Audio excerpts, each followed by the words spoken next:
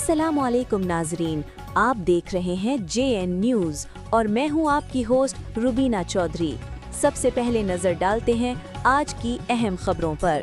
करते हैं हमारे डिस्ट्रिक्ट रिपोर्टर मोहम्मद अकरम भोजवाना। सदर young media register press club कच्चफू की रिपोर्ट के मुताबिक गांव 8 चक फरीदाबाद में तालीमी सहूलियात का फुकदान। अहले इलाका की वज़ीर आला पंजाब और DC खानेवाल से फौरी नोटिस की अपील।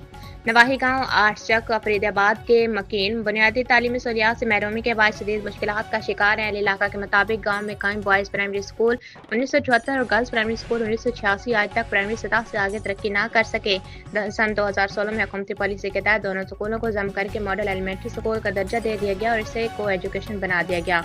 इसके तहत लड़के और लड़कियां एक साथ तालीम हासिल कर रहे हैं।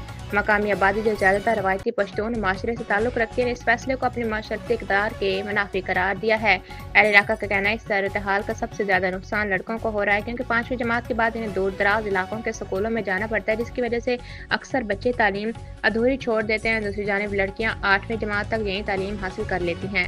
मज़ीद बरां पुराने बॉयज़ स्कूल के ग्राउंड में गाँव के जनाजे भी अदा किए जाते हैं, जबकि इस स्कूल में तलबात भी ज़ेर तालीम हैं। स्कूल और जनाज़ागाह के दरमियान कोई बाकायदा हदबंदी मौजूद नहीं, जिससे तालीमी माहौल मुतासिर और तलबात को मुश्किलात का सामना है।